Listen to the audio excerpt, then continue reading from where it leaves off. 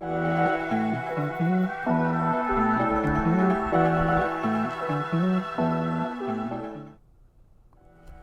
back to Munroe's Corner. We back with another reaction. All right, today we got Sowell, where current black culture really comes from.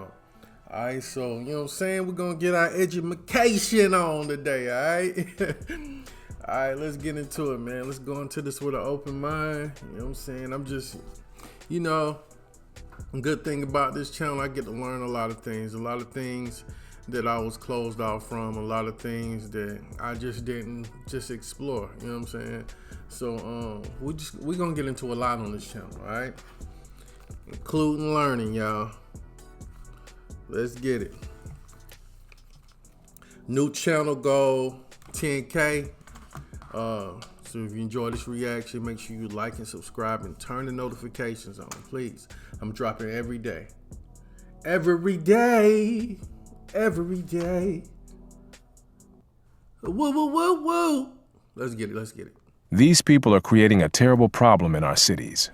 They can't or won't hold a job, they flout the law constantly and neglect their children, they drink too much, and their moral standards would shame an alley cat. For some reason or other, they absolutely refuse to accommodate themselves to any kind of decent, civilized life. This was said in 1956 in Indianapolis, not about blacks or other minorities, but about poor whites from the South. Nor was Indianapolis unique in this respect. Hey, that's a prime example of never judge a book by its cover, because I damn sure thought he was talking about my people. And by my people, I mean black people. You know what I'm saying? The hood.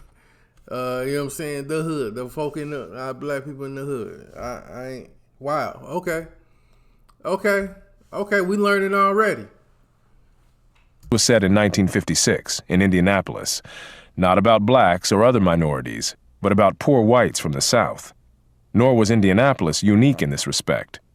A 1951 survey in Detroit found that white Southerners living there were considered undesirable by 21% of those surveyed, compared to 13% who ranked blacks the same way. In the late 1940s, a Chicago employer said frankly, "I told the guard at the plant gate to tell the hillbillies that there were no openings." When poor whites from the South moved into northern cities to work... See, that's what they, you know what I'm saying? And like we took like the traits from the hillbillies. You know what I'm saying? Let's get into it. That there were no openings. In the late 1940s, a Chicago employer said frankly, "I told the guard at the plant gate to tell the hillbillies that there were no openings."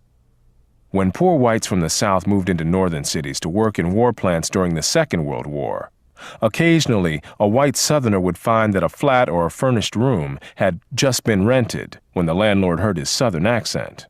More is involved here than a mere parallel between blacks and Southern whites.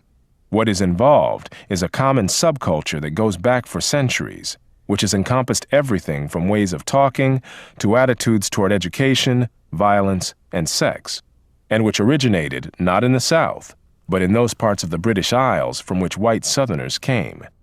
That culture long ago died out where it originated in Britain, while surviving in the American South. Then it largely died out among both white and black Southerners, while still surviving today. So they came from Britain over to the southern states, and then from the southern states, you know what I'm saying, you know what I'm saying, it went from there to what was classified as the hillbillies, you know what I'm saying, to now what's classified as the ghetto. So it's like it was a cultural trait that got passed on. It was a cultural trait that got passed down and just kept getting passed down. While some got away from it, others kept the mentality. Okay, so it's a cultural thing. You know what I'm saying? And that's crazy because the thing is, people get, when you say the word culture, they immediately go with race. But it's not really race. It's a lot that goes into that cultural classification, because you have the living conditions, classism, no matter how it is, no matter what your race is, a person up here is gonna treat a person here, you know what I'm saying, that's in a different echelon. They're gonna treat a person down here with less respect, you know what I'm saying, because these people do not feel like they are, you know what I'm saying, of value because of the way they carry themselves. Yeah. In the poorest and worst of the urban and black Southerners, while still surviving today in the poorest and worst of the urban black ghettos. It is not uncommon for a culture to survive longer where it is transplanted and to retain characteristics lost in its place of origin. The French spoken in Quebec and the Spanish spoken in Mexico contain words and phrases that have long since become archaic in France and Spain. Regional German dialects persisted among Germans living in the United States after those dialects had begun to die out in Germany itself. A scholar specializing in the history of the South has likewise noted among white Southerners archaic word forms, while another scholar has pointed out the continued use in that region of terms that were familiar at the time of the first Queen Elizabeth. The card game whist is today played almost exclusively by blacks, especially low-income blacks, though in the 18th century it was played by the British upper classes and has since then evolved into bridge. My mama love bridge, but my mama and her friends get together and play some bridge. They play bridge, bid whist. I don't even know. I've never played bridge or bid whist, but my mama and her friends, that's all they play. I don't know if even know if that's the same game, because he just said whist and then he said the development of bridge. Is bridge and bid whist the same game? I don't know. I play spades. I play spades, tonk, hottie, Clairwell, Uno. You know what I'm saying? So, was, you know, that, I guess that kind of further show you too, you know what I'm saying? Like, because a lot of older black folks, they love to play bridge. They love to play bid whist, you know what I'm saying? Where did they get them games from? It was passed down from the culture. Played by the British upper classes and has since then evolved into bridge. Now I know where it came from.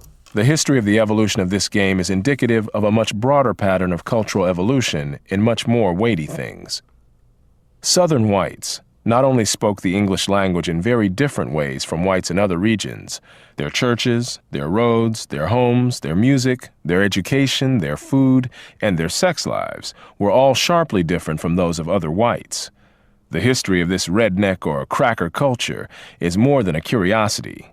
It has contemporary significance because of its influence on the economic and social evolution of vast numbers of people, millions of blacks and whites, and its continuing influence on the lives and deaths of a residual population in America's black ghettos, which has still not completely escaped from that culture. From early in American history. Yeah, man. And just to further touch on that, it's just like, yeah, you know what I'm saying, people get treated, you know what I'm saying, like even within our own race, you know what I'm saying, white people, black people, Asian, don't matter, you know what I'm saying, white people, like just like the white people, the white people higher up gonna treat rednecks different, you know what I'm saying, black people higher up treat people in the ghetto different. You know what I'm saying? We just got to get out of the mentality. You know what I'm saying? We got to get out that hood mentality. That I mean, that's what I call it. You know what I'm saying? Because it's been culturized. You know what I'm saying? That ain't even the word, but it's been culturized in me. It's a hood mentality that what did he say at the beginning, that they came from Britain, you know what I'm saying, that was passed down to the Southerners. You know what I'm saying? We got to get out of that mind state. There's a lot of people just stuck in that mind state because the pattern just keeps repeating. You know what I'm saying? It's all about breaking that damn pattern, man. Still not completely escaped from that culture. From early in American history, foreign visitors and domestic travelers alike were struck by cultural contrasts between the white population of the South and that of the rest of the country in general, and of New England in particular. In the early 19th century, Alexis de Tocqueville contrasted white Southerners with white Northerners in his classic Democracy in America, and Frederick Law Olmsted did the same later in his books about his travels through the antebellum South, notably Cotton Kingdom. The cultural values and social patterns prevalent among Southern whites included an aversion to work, proneness to violence, neglect of education, sexual promiscuity, improvidence, drunkenness, lack of entrepreneurship, reckless searches for excitement, lively music and dance, and a style of religious oratory marked by strident rhetoric, unbridled emotions, and flamboyant imagery. This oratorical style carried over into the political oratory of the region in both the Jim Crow era and the Civil Rights era, and has continued on into our own times among black politicians, preachers, and activists. Touchy pride, vanity, and boastful self-dramatization were also part of this redneck culture among people from regions of Britain where the civilization was the least developed. They boast and lack self-restraint, Olmsted said, after observing their descendants in the American antebellum South. While Professor Grady McWhiney's Cracker Culture is perhaps the most thorough historical study of the values and behavioral patterns of white Southerners, many other scholarly studies have turned up very similar patterns, even when they differed in some ways as to the causes. Professor David Hackett Fisher's Albion Seed, for example, challenges the Celtic connection thesis put forth by Professor McWhiney, but shows many of the same cultural patterns among the same people, both in Britain and in the American South. Popular writings of the 19th and 20th centuries have likewise described similar behavior, including the Indianapolis residents' comments on white Southern migrants to that city, which sound so much like what many have said about ghetto blacks. None of this is meant to claim that these patterns have remained rigidly unchanged over the centuries, or that there are literally no differences between whites and blacks in any aspects of this subculture. However, what is remarkable is how pervasive and how close the similarities have been. Wow. Wow. Similar. Why couldn't say that word? Some similarities are very close. Very close. Wow. That's crazy. That's crazy. And you know, the North has always been more further along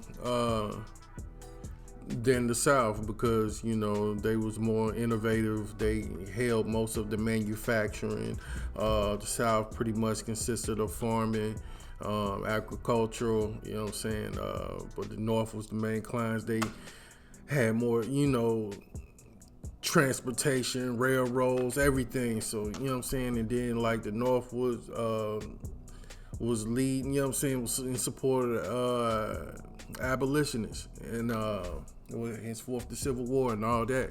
So it's always gonna be that that mind state that we're stuck. You know what I'm saying? We're stuck. You know what I'm saying? Because through history it's been shown that we're slower to hop on the train and shit. So that kind of feeds into the play as well. That was a very, very good watch. That was a very good listen. That was very educational. You know what I'm saying? That came, like he kept saying, it's a cultural thing. It's a cultural thing, and the traits got passed down, and it got stuck with us. We haven't got out that mind state yet. We haven't shook that trait. Other people have moved on. But for some reason, why are we still holding on to this mentality. I don't get it. Me and my boys talk about it all the time. You know what I'm saying? Me and my people like, oh, why can't we get it? Why can't we shake this Willie Lynch, this crabs in the barrel syndrome? And for a long time, I was just thinking it was like, for real, I was just thinking it was just black people. I ain't gonna hold you. I was thinking it was just us. But you had the Britain people, you got the hillbillies, you got the rednecks, stuck in the same syndrome. Man, more people need to watch Thomas Sowell videos, just like for real. It's eye-opening, you know what I'm saying? Because once you know, you can start shaking your habits. When you're surrounded, because you are your surroundings. Because if you're surrounded by this environment, you think that's all you know. And you think it's cool. You think that's good. But it's not. You gotta start expanding your mind. Getting into different environments. Switch up your circle. So I do all the time. I switch my circle up in a minute. When I become the smartest person in my circle, I start to switch circles. I stay down for the ones that are down for me, but I gotta forever keep progressing. All right, man, this was a good one. This was a real good one. It was a real good one. I could sit here and ramble on forever. I feel like I'm going all over the place though right now. I really feel like I'm going all over the place because it was so much to take in that video. It was so much to take in. I definitely please recommend me some more of his videos, and I'll get right on it, man. I thoroughly enjoyed that. All right, let me know what y'all think in the comments, man, and we're gonna hop in the comments and get to it. All right, make sure you like and subscribe and turn on the notifications if you enjoyed this video. All right, peace out, man. Love y'all.